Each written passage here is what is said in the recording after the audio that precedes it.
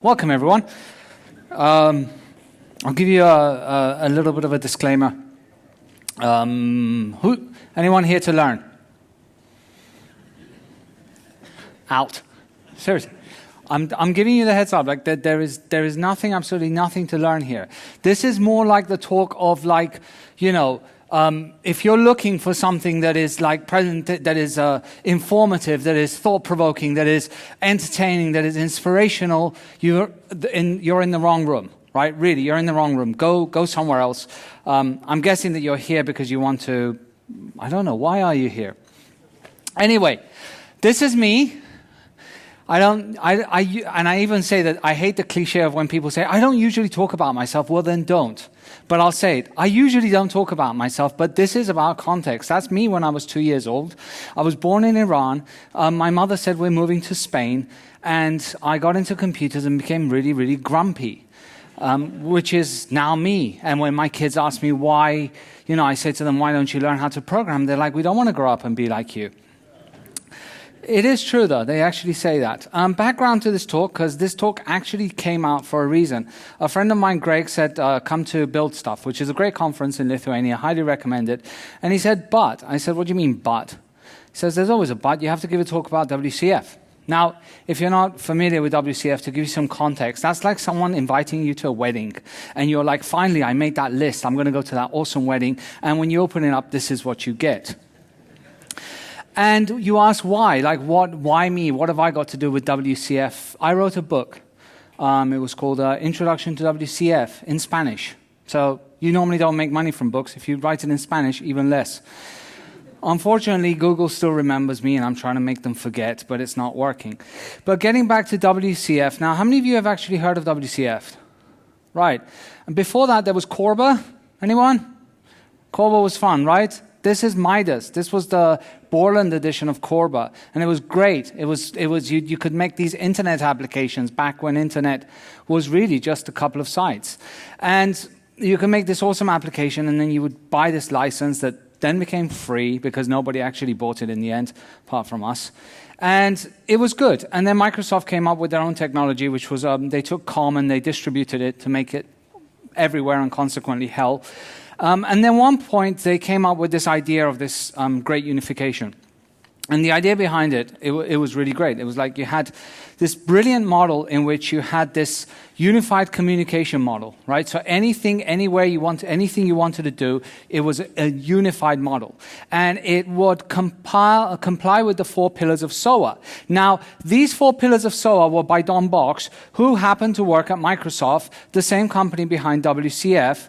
And obviously, they didn't comply with Thomas Earle's 11 pillars of SOA, but that didn't matter. And it was called the silver bullet. It was really easy. We actually used to say, and because I wrote a book about it, remember?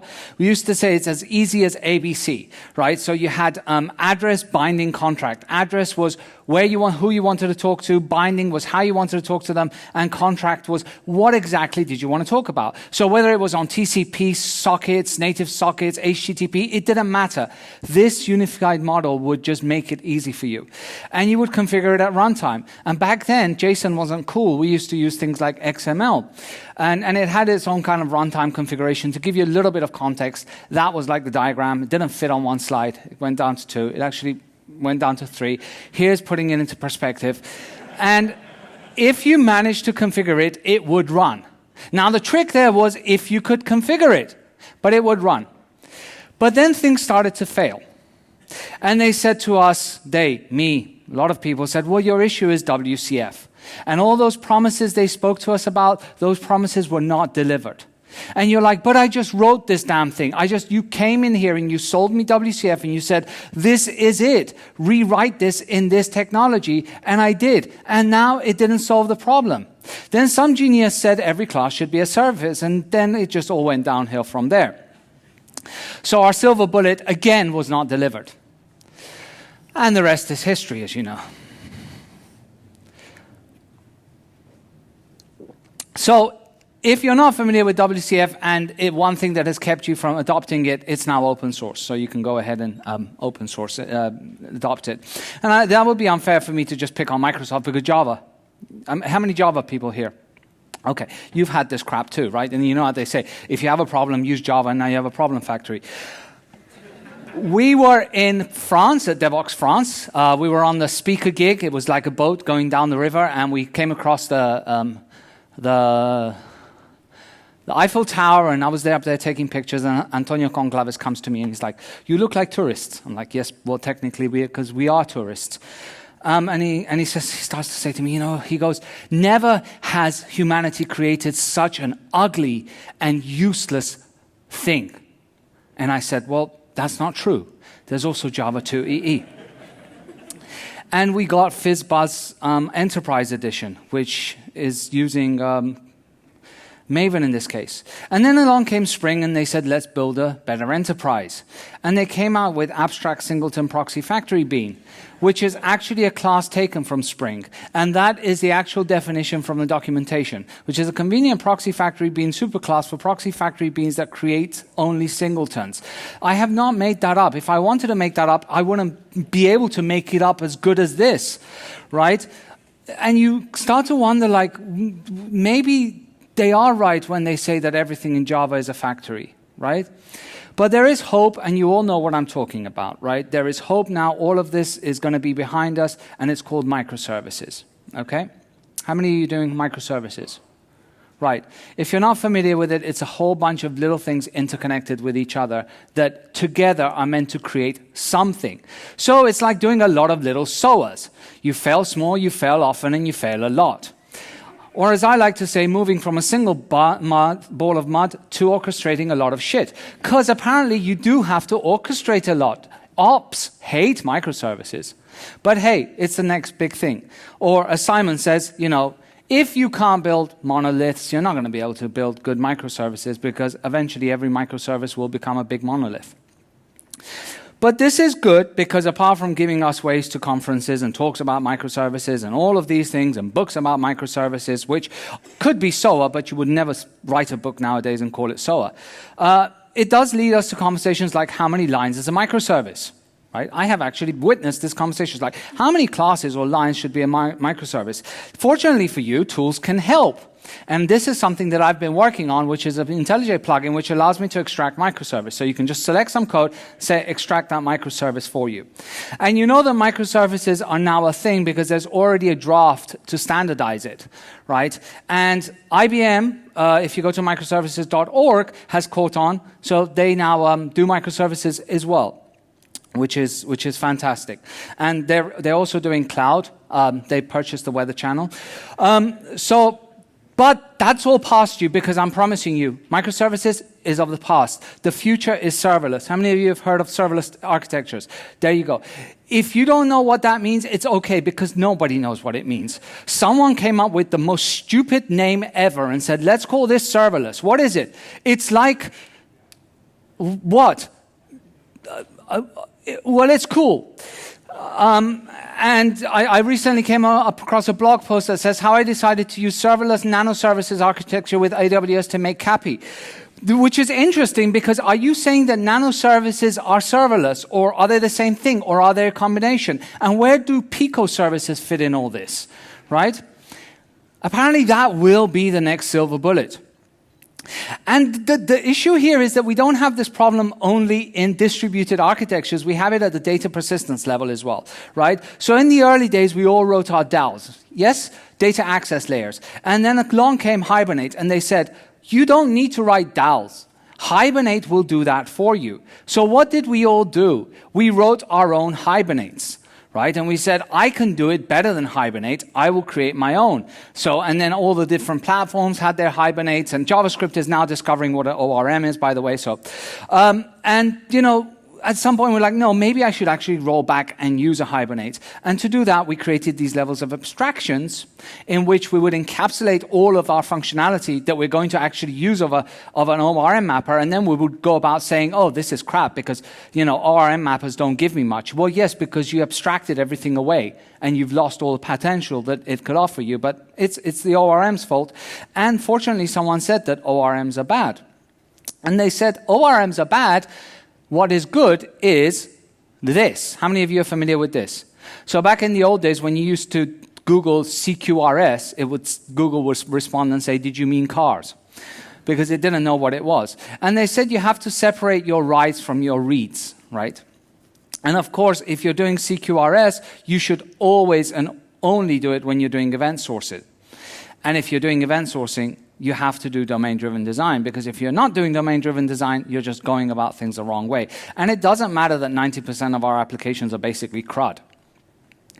And then we realized that it wasn't the DAL. That wasn't the issue that was causing our problems. It was the actual storage, right? SQL, by and large, this relational model was really, really not the best way for us to store data.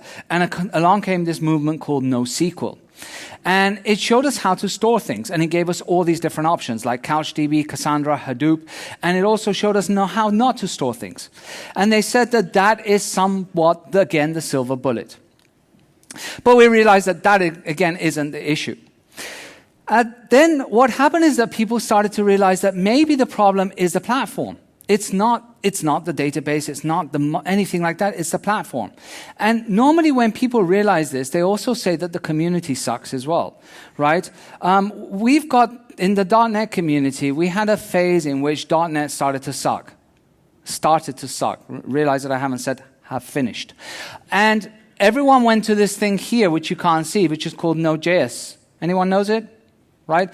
If you're not familiar with this slide, let me give you the Java version of this. Okay, the Java version is the JVM sucks, and you go to Node.js.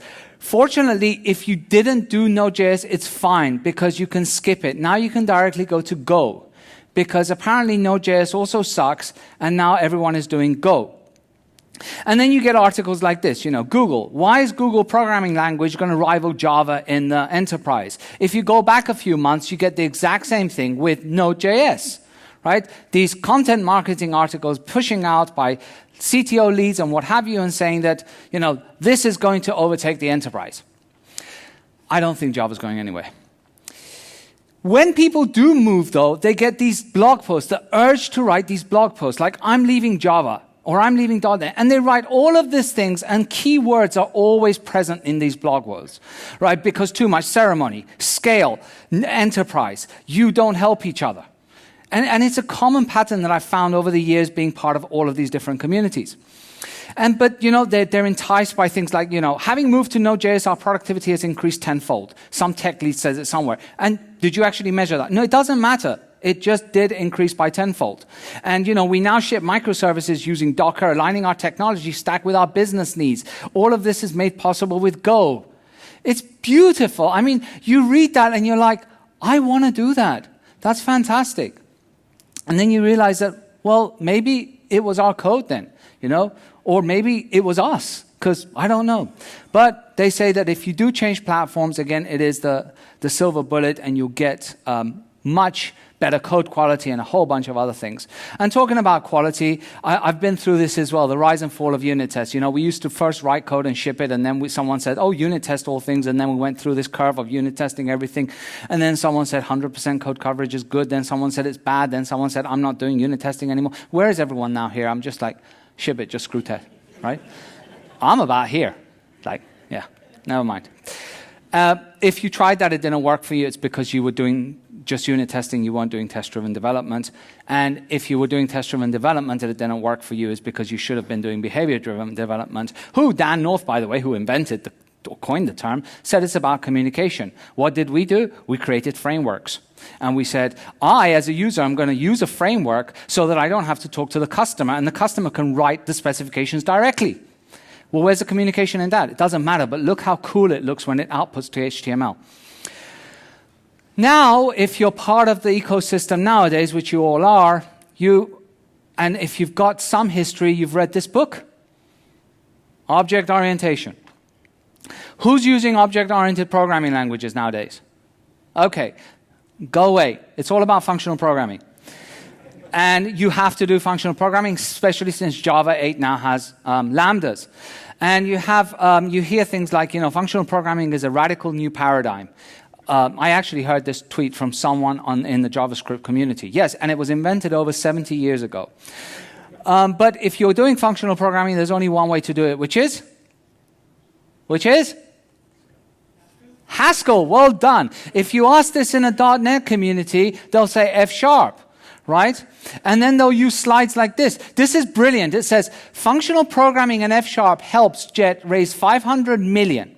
Congrats to Jet technology team. Now, if you actually click on this, not a single place does it even mention a programming language, technology, or functional object orientation. But apparently, F# did this, right? It's not, oh, we're going to actually sell something that can potentially put Amazon out of business. No. What technology are you using? F#, brilliant. Here's $500 million. If you haven't done F# and Java 8, don't worry, the future is bright. We're going JavaScript. Who likes JavaScript? That makes two of us. JavaScript is productive, though. I mean, you have to give it that. And we have now Node, which if you're not familiar with, I'm sure most of you are, but just to recap, remember all that crap that we used to write on the client side? Now we can do that on the server side, and it's called Node. And Node is an open source project, and at some point it forked. Do you imagine that? Think about that in a moment. An open source project on GitHub forked. And everyone panicked. And they're like, oh my God, they forked Node. The future, what is the future of popular coding tool in doubt after it splits in two, which is someone forked it. Obviously, yes, this is a platform, you shouldn't fork it, blah, blah, blah. And then like a week later, we got tweets like, if you're stuck on legacy technology like Node.js, which is kind of like, it only forked a week ago. Fortunately, Wired magazine covered it again when everyone made peace. They didn't bother changing that graphic because if you notice, it works both ways, fork and then a join. So they just updated the headline, and everything was good and everyone was happy, and then Microsoft went and forked Node. Apparently, they weren't keeping up to date with Wired. And Node isn't itself what makes things productive, but it's the large, amazing ecosystem around it. Now, how many of you are familiar with NPM? If you're not familiar with NPM, NPM is a package manager for Node. And if you stay on that website long enough, that red thing starts to like change, right? So NPM is the package manager for Node, but NPM is the package manager for Bower. Now, if you're wondering what Bower is, it's a package manager. I don't know quite how that works, but anyway. And Node has a lot of things, and it's got a lot of packages. There is absolutely a package for everything, and they've got really good discoverable names as well. Those are actually names that exist. I didn't make that up. And a friend of mine has this really good drinking game that he says, think of a noun, Google noun.js, and if the library exists, drink. And I promise you, you will definitely get drunk. Seriously, I've tried it many, many times. The crappiest thing that, actually, someone should Google crappiest.js. I'm betting you it exists. So now this is great. You say, what's the problem with this? Well, we've now created this amazing ecosystem of packages, and then someone goes and deletes theirs. And if you were in the keynote, you saw that. What happened is someone pulled a package called left pad. If you don't know what left pad does, well, it pads left, right? And that is the package. So the JavaScript community has already moved to nanoservices. I actually found a package that this is it. This is the package, right? It's just this function, which is called isArray, that fits on a tweet. This is a package in Node. And it's got like 20 files. 5 of them are for testing.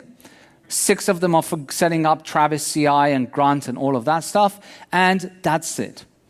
And apparently this is a good thing, and this is the way it's done in JavaScript. And I found more. There is negative, which tells you if a number is negative, is positive, which tells you if a number is positive. Is 0 negative tells you if a number is negative or 0, and is, I can't say this without laughing, if 0 positive tells you if a number is 0 or positive.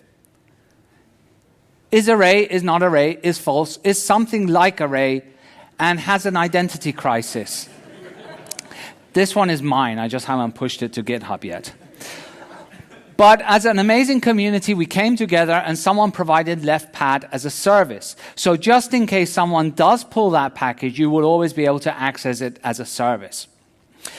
And I was having a discussion with someone about this, and I said, these are really primitive building blocks that, you're just asking if a number is greater than 0.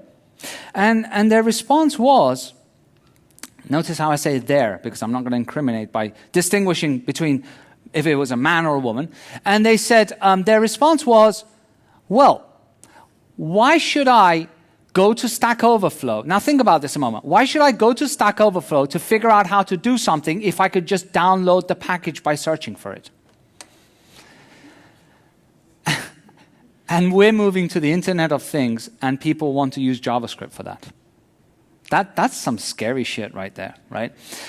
So I came up with the O'Reilly book, which is why search Stack Overflow and copy paste when you can just npm install. You don't need to.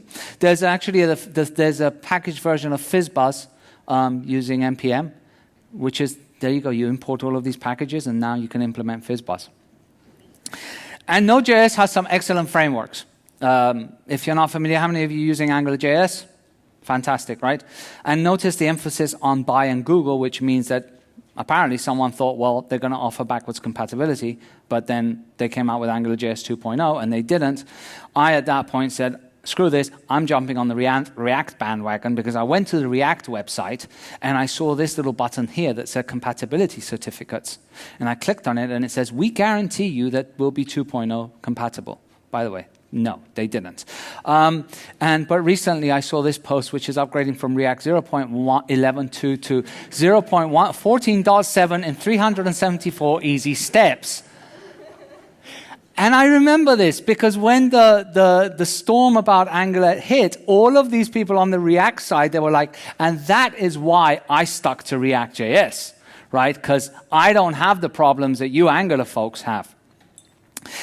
And, you know, we're just jumping frameworks left and right. Someone, in fact, said that WordPress admin has rewritten in Node.js and React.js and open sourced against the VP's will. This is huge. Is this the end of PHP? Actually, that wouldn't be such a bad thing. Unfortunately, it's not going to happen. And then they came out with React Native, which they said that's a game changer and it changes absolutely everything. And they said, no, really, this time it does really change absolutely everything. And how many of you do React? So React is fantastic, and React follows this model in which you basically have a component that is like self-contained, and it knows it's got this awareness. It's kind of like web controls back in the old days, except now we write code and we think it's cool.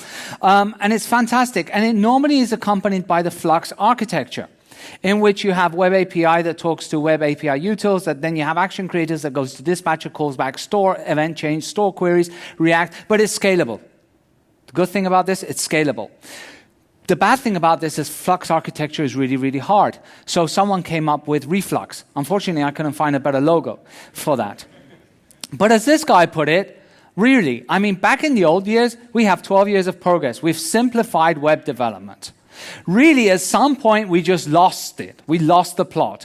In an effort to make a scalable solution, and I'm not talking about scaling that, you know, you're going to hit 10 billion users, but in the effort of like, well, as we develop the solution, let's just go crazy. And it's a silver bullet. And it's not. The good thing is with the JavaScript is that all you have to wait is a couple of days and a new framework will come out. There's in fact one which is called Cycle.js, which will take the world by storm at some point. One of the things that it also gave way to was the birth of isomorphism. Have you heard about isomorphism? So the idea is simple. In the beginning, we used to do server-side rendering. And we said, you know, we want that interactiveness. We want that user interface, like instant updates, and this isn't smooth. So let's do it client-side. And it was all fantastic. And then we thought, no, actually, it's not, because client-side is hard. So let's create a framework for client-side. And then we did that. And then someone said, you've lost your SEO. So you said, I know what, let's create another framework. And isomorphism is basically the idea of I render the same thing on the client-side and on the server-side. Fantastic, right? If you haven't adopted this yet, don't, because apparently there's 6 reasons that it's not the silver bullet. But they said it was. And some people are just kind of like, let's go back to basics, and there's a Vapor.js framework on GitHub right now that is it, right? It's nothing. But the good thing is that there are actually 820 stars, 190 forks, and there is a version for every one. So there's a TypeScript Vapor, there's one for everything, right? Really, like, you know, and then some companies are like, my people are contributing to open source. Do you actually know what they're contributing to?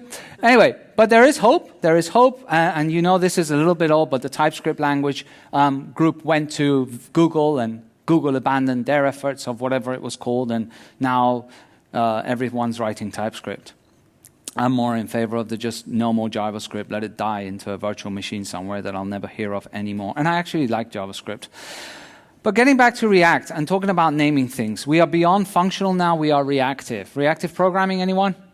This is fantastic. RX Java is brilliant. No, actually it is. This time it is, but it's not the silver bullet, or maybe it is. But what we do is, what is the first thing that we do as a community, as developers, when we create something new? What is it? Even before we create the framework, we create a manifesto. And we have the Reactive manifesto in which it says that everything should be scalable, everything should be fault tolerant, everything should be reliable, and it's brilliant. So we have that manifesto, and it says you have to abide by that manifesto. But the good thing is now that it makes sense to say things like, I'm developing a functionally reactive RESTful microservice, and I'm writing it in RX CoffeeScript, which actually exists, building it with Grunt and shipping it in Docker. And it actually sounds cool, like, oh, where are you working? I want to work there too. Because containers are a thing now. Now, emphasis on the now. And my thought on this is that because the only way that we could actually guarantee that we can get shipping software is just stamp it on work my machine, so let me just ship my machine, right? That is basically what Docker is. But it allows us to move very, very quickly. And they are actually saying that Docker is really, really good. But building software is hard. And we know this because we've gone through so many different tools to build software. Make was fantastic, still is. It's still there. Who uses Make? Right. And Make is good, right? And then there was Ant, or in the .NET world, we knew it as Nant. Then came Maven, and it just brought along its stuff, like with the WCF thing. And then someone said Ruby, and someone else said, oh, that's expressive, and someone said DSLs, and then it just all went, it just all went loose from there. And thus was born Rake, and the JVM got Gradle, and .NET got Saki, Cake, which is C# Make, Fake, which is F# Make, which is actually probably the best solution on the .NET platform. And, okay, what did JavaScript get? Go on. Jake. I'm not joking, there is a framework called Jake. But JavaScript also got Grunt. And someone said, Grunt is really ugly, let me do Gulp. And now, the best part is that when you want to build those 5 lines of code, just like Maven, you will pull down half of the internet, right? And you'll just sit there and build in all of these dependencies and build this really, really complicated code to just basically minimize some file. I swear, I use a template to update my website and downloaded it. There is a few CSS bugs, I will not touch it. Because I have to go through this process of downloading Gulp and all of these packages and building Rake and, oh, never mind. Anyway, so the good thing is my website is open source, it's on GitHub, and with the amazing contributions that our community has to OSS, I'm hoping one day someone will fix it. Hasn't happened yet, but anyway. But if building software is hard, building scalable software is harder. And we have this thing called scale, or I like to call it Silicon Valley syndrome, in which they'll say to you that you need to scale. And you're like, but why do I need to scale? You do. Why? Because you need to hit 1 billion users. But my potential market is only like 1,000. It doesn't matter. You need to hit 1 billion users. And guess who's going to be there for you to scale? Yes, awesome cloud providers, right? With their serverless or server-full technology. And they'll say, you can use this and that, and it's brilliant because you just click a switch and you scale. It didn't happen, I tried. But you do need to scale, and if you don't know why, shut up, just scale. It's good for you. And new doors have opened for us because we didn't have enough with software. We now have the Internet of Things. Now, if you don't know what that is, it's hard to tell, but that is actually a Raspberry Pi connected to my toilet. And I took a picture of that and I tweeted and I said, oh, I've hooked this up to my toilet and now I can actually pull the flush without turning around by just sending a tweet.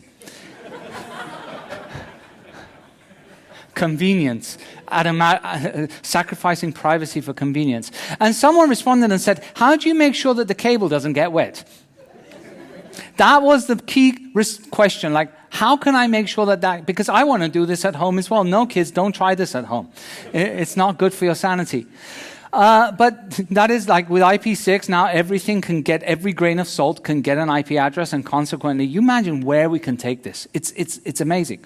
And if that isn't your thing, you're more into the people thing and that, DevOps. DevOps is cool because apparently empathy is something that you can certify on, and there's tooling for it.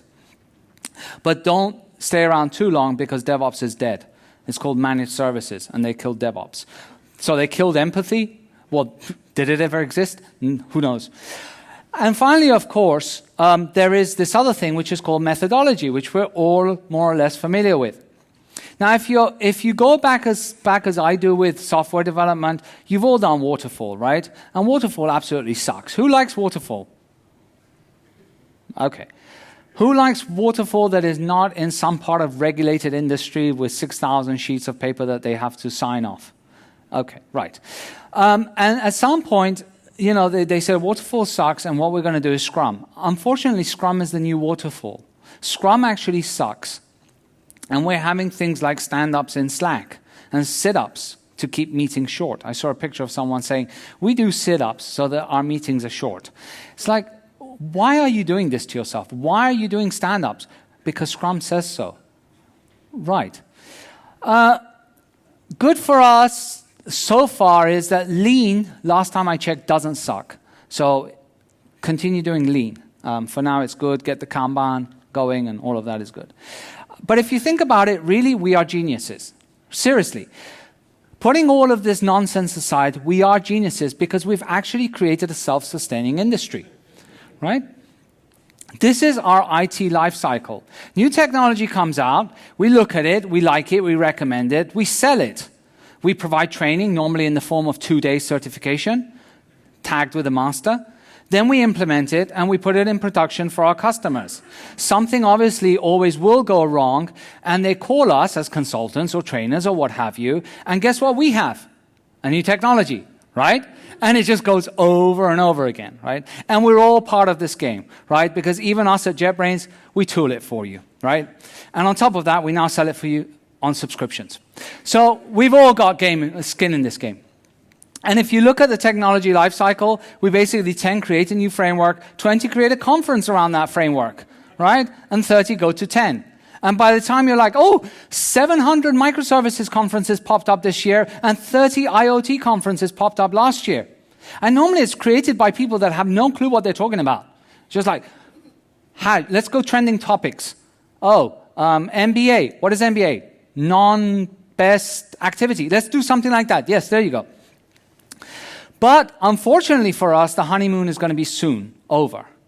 Very soon. Because it's called machine learning.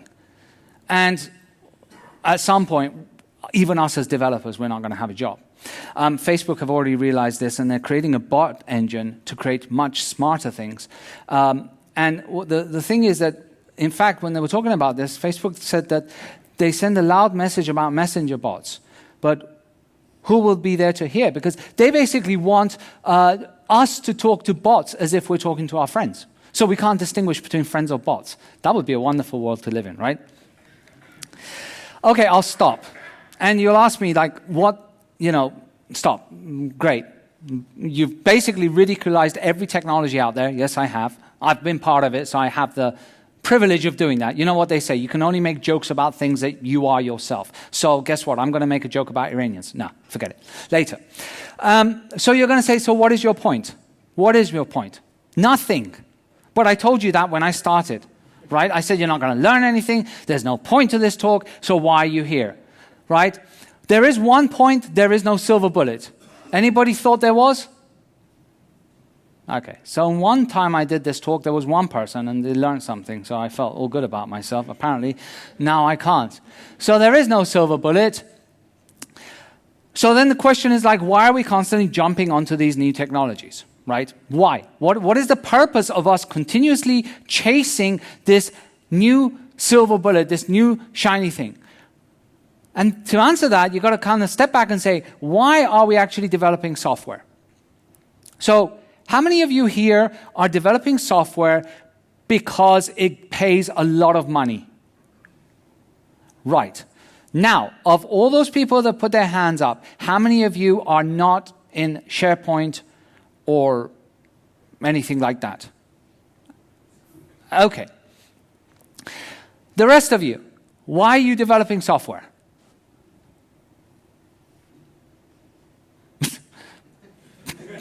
What, there was no open positions for carpentry or something? You like to solve problems? Who? Yeah? Automate things.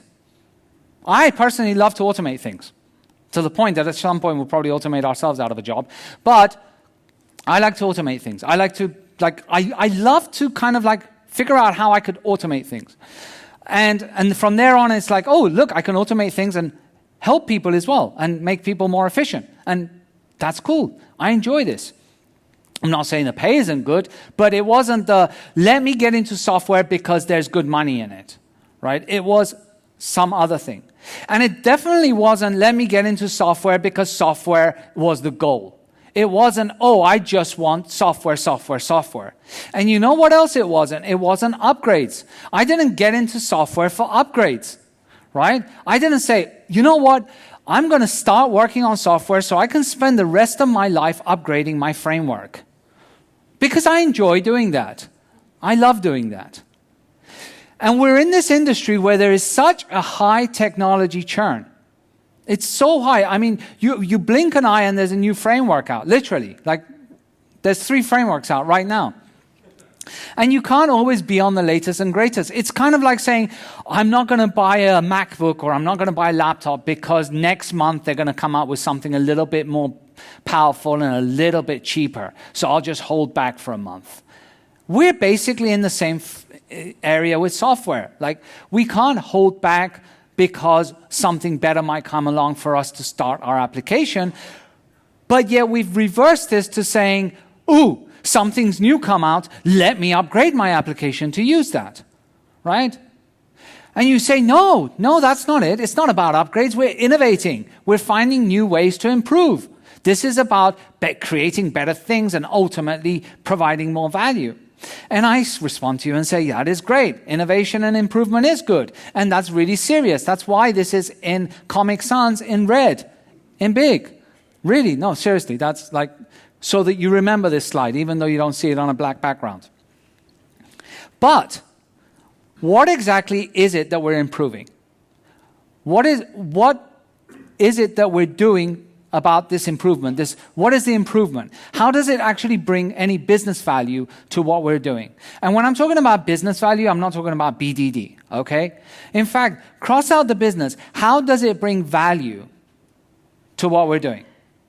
How do we make technology choices when adopting technology? Do we use reasoning like, well, Walmart has moved to Node.js, which they did. And I have heard people say, Walmart has moved to Node.js. Walmart is an amazingly big organization in the US. If they've moved to Node.js, it's good. It means it's stable. It's at 0.05, which apparently we don't have any versioning issues with JavaScript, but we do with Java. But anyway, it's at 0.05. We're going to move to Node.js.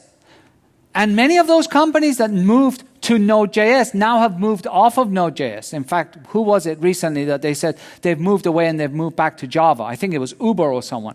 Now they've moved to Go and Java, right? And before that, they were on Ruby on Rails, and everyone was saying, oh my God, Twitter is on Ruby on Rails. We should move to Ruby on Rails. Twitter has moved to Scala. We should move to Scala. Or are we influenced by thought leaders or technologies?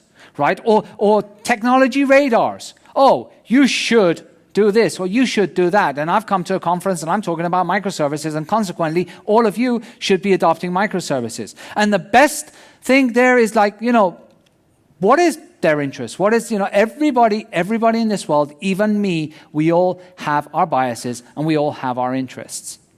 Okay? And that's something that we tend to forget when we look up to these thought leaders and to these, recommendations and that often. And what we also forget is we often don't have the same needs as Walmart or Google or Netflix, right?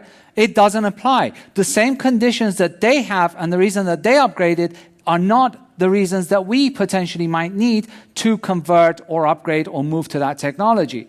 Because a word that we really often forget is called context, right? We really forget context. Can I justify for my specific needs a move to microservices? Do I have the ops to back this? And what business value is that going to bring? Because technology choices apply with certain contexts. You can't just randomly say, take some technology or some technique that some other company, no matter how successful they've been, apply it and say, well, it's going to work for them, it's going to work for me. It's just like best practices need context. You don't just apply best practices everywhere. Best practices come in a box. They're kind of like monads, you know? They work well in that box. Outside, they don't. So then how do we make these technology choices? Right? This is a site which is brilliant. You just go and you randomly pick crap and it just connects together and it's like, what the hell have you actually just built? I don't know, but there's Kafka in there. And it's talking to Hadoop. Brilliant. It must be awesome. Do we take into account things like the stability of the technology? Do we take into account that it's been proven technology? What is the actual learning curve of that technology? What is the market share of that technology? And when we're evaluating things, do we say, you know what, let me look at how much it would cost me to actually throw out my entire code base and rewrite everything from scratch versus let me do some little bit of hack or do some adapters or whatever and fix things up? Do we sit there and do this cost analysis? And what's more important, after this cost analysis, do we validate this? Do we go back and say, you know what, we did do this and it actually worked out best? It's very easy to throw titles out there and said, we moved to Node.js and we're 3 times more productive. How? How? Prove it. Were you measuring what? What are you measuring productivity with? Lines of code? You know, today with a functional pipelining, you can do everything on a single line of code, right? What are you measuring your productivity with? Because if things go bad, guess what? We're not Google, we're not Facebook. We can't just say, screw it. It didn't work out, let's move on, right? How many times does that actually impact our pay? How many times your tech team lead or your boss or your manager or your business owners, stakeholders come to you and say, right, we did this, it didn't work, you chose the wrong framework, you're going to get £1,000 pay cut today. Has it ever? No, because we're not paying the bills, are we? The wrong technology choices is not our problem. It's the person that comes next will move on to something better and brighter and more shiny. And that's why I think that there's a major financial impedance mismatch between us as developers often and what we're delivering in terms of business value. Because if it doesn't bring value, why are we doing it? So are we confusing our desire to learn with business value? Are we just chasing that new shiny? Is it that? Is it our urge to learn? Are our decisions driven by CV? Is it CV-driven development, right? Is it social pressure? Oh, you're still using Delphi? You idiot. Actually, no, Delphi was in the Rosetta comment. And I came from Delphi, and it's fantastic. And there's people making good money and still delivering value to people using Delphi, using COBOL, using all of these technologies, right? People tweet this, which is JSON XML, an IBM standard format IO represent JSON as XML. They laugh. Why the hell would you want to do this? And it's true. Why the hell would you want to do this? Dig deeper before you retweet this. Maybe it's because this was the cheapest way for them to adapt existing technology to talk to new technology. Maybe it was another reason. People aren't stupid. They don't come up with stupid things just for the sake of it. Well, there are... I was going to say certain presidential candidates aside, but let's not go there. But you say, no, I do this because I need to attract talent, right? Yes, because this is how we make our CV. We say, I know AngularJS, I know Aurelia. It was called Durandal, now it's called Aurelia. I know React, jQuery, JavaScript, Java, closure. No. And this is what we create and this is what we look for instead of saying, I know how to think. I know how to solve problems. I worked in this industry, and I did this, and that. And I helped bring this business value. Because nobody wants to be evaluated by their tech stack. Because technologies actually come and go. And guess what? If we have a brain, we can think. If we can think, we can learn. If we can learn, we can learn that new technology, language, what have you. It's just a couple of weeks. But yet we self-create this circle of, promote jobs based on technology and create CVs based on technology. But you say, no, we need to be on the cutting edge. Yes, we do. That's why you're here. We need to learn. Yes, you do. That's why you're here. We need to evaluate. Yes, you do. That's why you're here. And this is the key point. Evaluate. And evaluate for the right reasons. I love to learn. I'm a developer advocate, right? I spend a fair amount of my time learning. But even before that, when I was working in a company as a consultant, or before that as a product, I was spending my own time learning. And that is not a responsibility of your employer. If they give you the time, fantastic, good on them. If they don't, it's yours. Because when you leave that employer, they're not going to say, oh, let me just suck out everything that I paid for there. You take that knowledge along. And sure, they benefit from it, but so do you. So this, don't say, I just want to do this because I need to learn. Learn as well on your own time. There's nothing wrong with that. But question when to adopt. Because hype-driven development is no good. And, choosing technology based on GitHub forks and stars, which unfortunately we do, is not a good idea. Basing it on technology radars, create your own radar. Thought leaders, you're as good as anyone. We're all the same, right? And don't assume correlation. The fact that Netflix adopted microservices and Netflix is successful and therefore we should adopt microservices just doesn't hold. You might not have the same needs as Netflix. You might not have the same money as Netflix. You might not have the same ops as Netflix.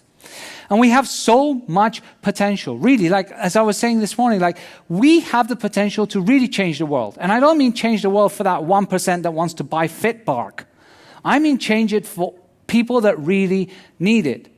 So why waste it on hype? Why not instead focus on the right things? Okay? Now go learn and apply everything you know. Thank you.